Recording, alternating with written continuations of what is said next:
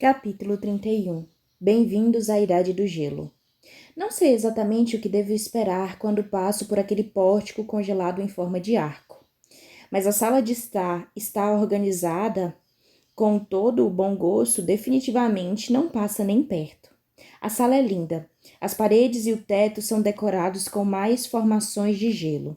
E através de um vidro, uma enorme pintura impressionista que mostra um campo de papoulas, com todos os tons de vermelho, azul, verde e dourado. Fico embasbacada com aquilo, assim como fiquei com o desenho de Clint, que vi no quarto de Jackson nos seus primeiros dias em Katmir. Em parte porque é lindo, mas também porque quanto mais me aproximo, mais convencida fico de que a pintura é um original de Monet. Por outro lado, imagino que seja mais fácil para uma pessoa que vive há milhares de anos colocar as mãos nas obras dos mestres. Talvez antes mesmo de eles terem se transformado em mestres.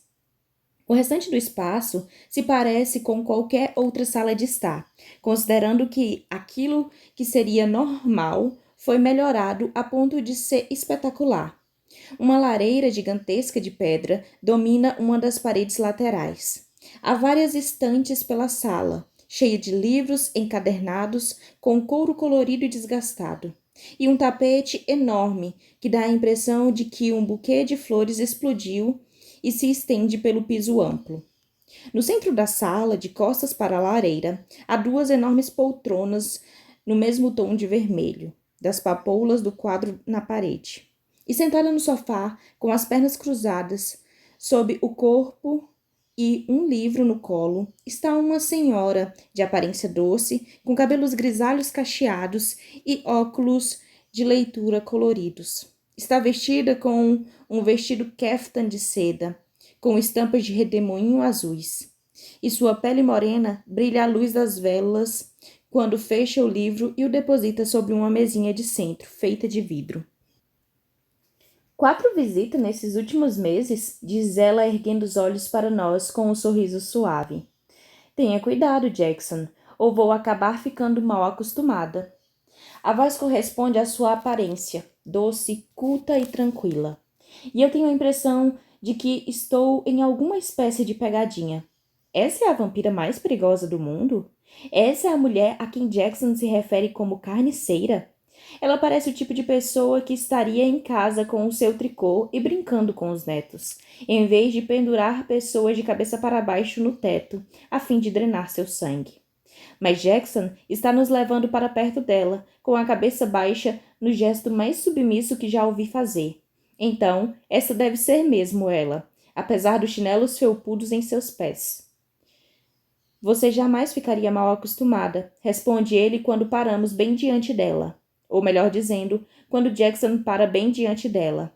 Eu paro alguns metros antes, mas Jackson colocou seu corpo deliberadamente entre nós duas. Gostei das novas cores. Já fazia algum tempo em que eu queria reformar. A primavera é uma época de renovação, afinal de contas. Ela abre um sorriso enigmático. A menos que você seja uma vampira velha como eu.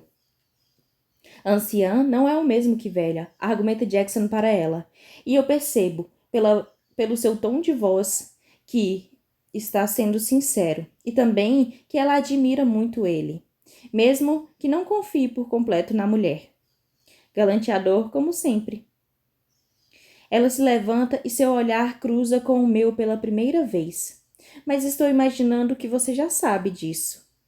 Confirmo com um aceno de cabeça, mais atenta do que nunca ao aviso de Jackson para que eu o deixasse conduzir a conversa.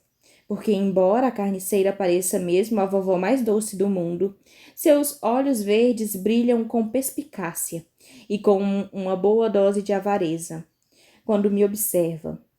Acrescente-se a isso o fato de que consigo ver as pontas das suas presas brilhando sobre o lábio inferior com a luz da lareira e começo a me sentir como uma mosca que acabou de pousar na teia de uma aranha. Você trouxe a sua consorte. Observa ela com um olhar curioso, que comunica muito mais do que sou capaz de compreender. Sim, responde ele.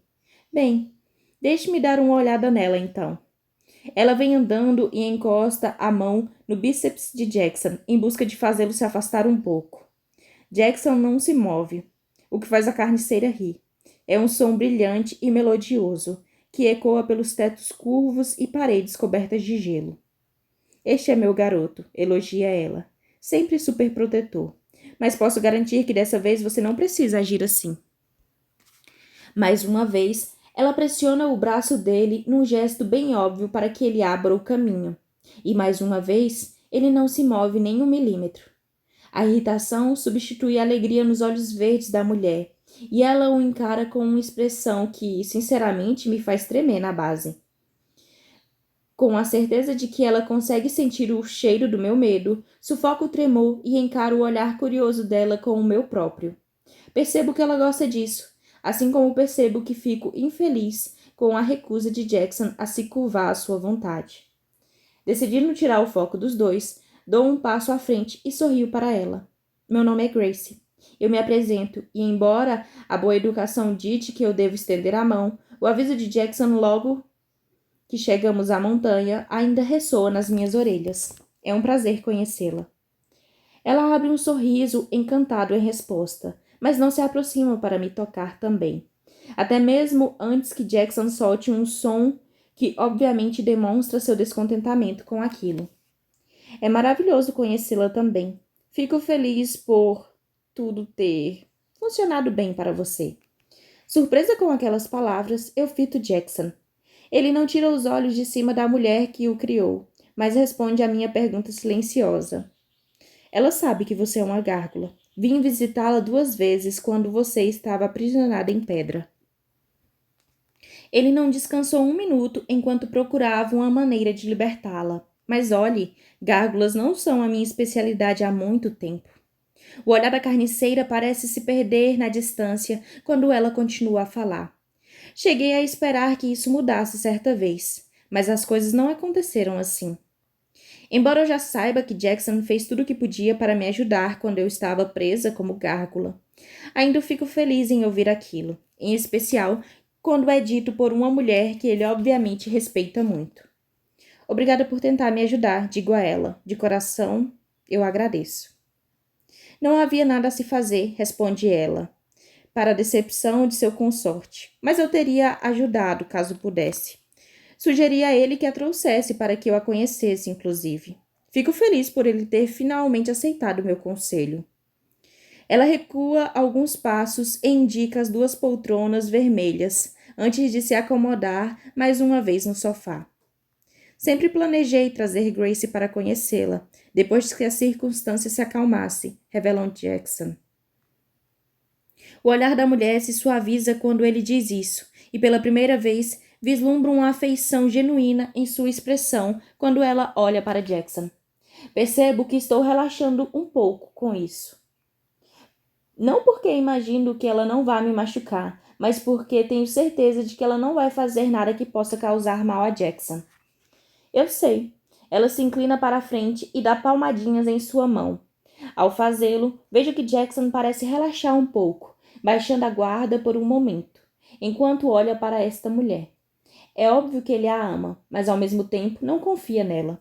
Uma dinâmica tão bizarra que não consigo deixar de sentir pena de ambos, mesmo enquanto imagino como aquilo deve ser. Antes da sua morte, eu confiava nos meus pais implicitamente. Nunca me ocorreu agir de um jeito diferente.